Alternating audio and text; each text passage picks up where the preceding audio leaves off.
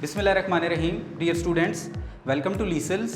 बहुत सारे स्टूडेंट ने ये क्वेश्चन किया कि लीगल एग्ज़ाम्स में या एलएलबी के एग्ज़ाम्स में क्वेश्चन को किस तरह पेपर में अटेम्प्ट किया जाए।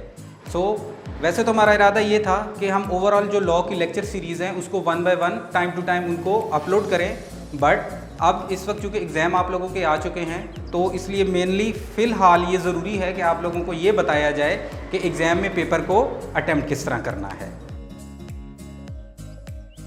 So, my name is Faisal Awais. I have done my graduation in law from Punjab University Law College and LLM from GC University Faisalabad, and now I am a continuing student of LLM from Punjab University Law College. इस video को समझने के लिए and तक ज़रूर देखें और हमारे चैनल को सब्सक्राइब करें ताकि आने वाली हर न्यू वीडियोज़ की नोटिफिकेशन आप तक पहुँचती रहे। स्टूडेंट्स, मैं आप लोगों को ये बताता चलूँ कि एग्ज़ाम में आपको जो शीट मिलेगी उसके 52 पेजेस होंगे और हमने ये देखना है कि एग्जामिनर हमसे कितने क्वेश्चन पूछ रहा है। और अगर एग्जामिनर हमसे 5 क्वेश्चन पूछ रहा है तो 2 क्वेश्चन हमारे 11-11 शीट्स पे जाएंगे और 3 क्वेश्चन हमारे 10-10 शीट्स पे जाएंगे। तो अब हम बढ़ते हैं अपने पेपर पैटर्न की तरफ। व्हाइट बोर्ड पे मैंने लिखा है कि पेपर को हमने अटेम्प्ट किस तरह करना है। हम एक एग्जांपल लेते हैं कि अगर एग्जामिनर हमसे ये पूछता है लीगल पॉजिटिविज्म के बारे में कि आप ये बताएं कि legal positivism as a theory of law क्या है और कैसे है, तो जो भी हम क्वेश्चन शुरू करेंगे पहले हम उसकी जो हेडिंग देंगे वो हम देंगे इंट्रोडक्शन की। इंट्रोडक्शन में हम जो भी एग्जामिनर ने हमसे पूछा है हम उसको थोड़ा सा एक्सप्लेन करेंगे। और याद रखें, कभी भी आप इंट्रोडक्शन में सब हेडिंग्स नहीं देंगे और इंट्रोडक्शन या जितनी भी मेन हेडिंग्स होंगी वो आप कैपिटल फॉन्ट में लिखेंगे और ब्लू मार्कर के साथ लिखेंगे। इसी तरह दूसरी हेडिंग हमारे पास इसमें आ रही है इंटरप्रिटेटिव क्लॉज की, कि जो एग्जामिनर ने टॉपिक पूछा है उसकी हमने इंटरप्रिटेशन करनी है या उसको हमने डिफाइन या एलेबोरेट करना है। जैसे एग्जामिनर ने हमसे पूछा लीगल पॉजिटिविज्म के बारे में तो हमने उसको 3 या 4 लाइनों में हमने एलेबोरेट किया और नीचे हमने रेफरेंस दे दिया कि ये जो डेफिनेशन है ये जॉन ऑस्टिन ने हमें दी। उसके बाद हम फिर मेन हेडिंग पे आ जाते हैं essential elements of the theory, कि इस थ्योरी के एसेंशियल एलिमेंट्स क्या थे। तो इसके 3 एसेंशियल एलिमेंट है। फॉर एग्जांपल, पहला एलिमेंट हमारे पास कमांड का है, दूसरा सॉवरन का है और तीसरा सैंक्शंस का है। जो थ्योरी इसने हमसे पूछी उसके हमने एलिमेंट्स बयान किए। उसके बाद फिर हम मेन हेडिंग पे जब आएंगे, अब देखिए ये जो हमने सब हेडिंग्स यूज की हैं ये हमने ब्लैक मार्कर से यूज की हैं और ये भी कैपिटल फॉन्ट्स में हमने यूज की हैं। अब इसके बाद फिर मेन हेडिंग ब्लू मार्कर और कैपिटल फॉन्ट के साथ अब 5th हेडिंग हमारे पास आती है क्रिटिसिज्म ऑन द थ्योरी। याद रखें कि जब भी एग्जामिनर आपसे कोई थ्योरी पूछेगा तो आप उस थ्योरी में क्रिटिसिज्म का पॉइंट जरूर लिखेंगे। और अगर वो थ्योरी नहीं पूछता, वैसे कोई जनरल क्वेश्चन आपसे पूछ लेता है तो उसमें फिर क्रिटिसिज्म का पॉइंट लिखना जरूरी नहीं है।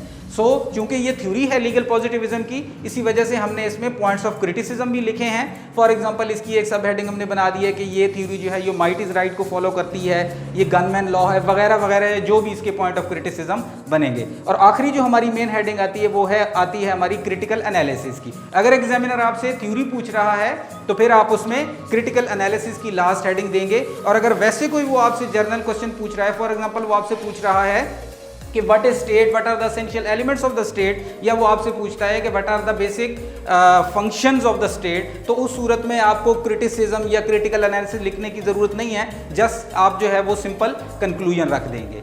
इसी तरह हमारी मेन हेडिंग्स कैपिटल फॉन्ट में और ब्लू मार्कर के साथ, सब हेडिंग्स कैपिटल फॉन्ट में और ब्लैक मार्कर के साथ।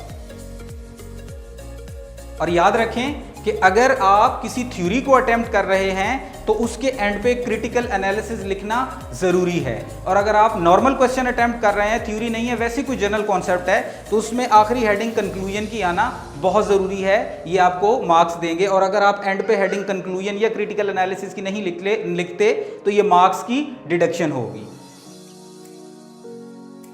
अब बात करते हैं चेकिंग मेथड के ऊपर कि एग्जामिनर आपके क्वेश्चन को चेक किस तरह करता है, पेपर को चेक किस तरह करता है।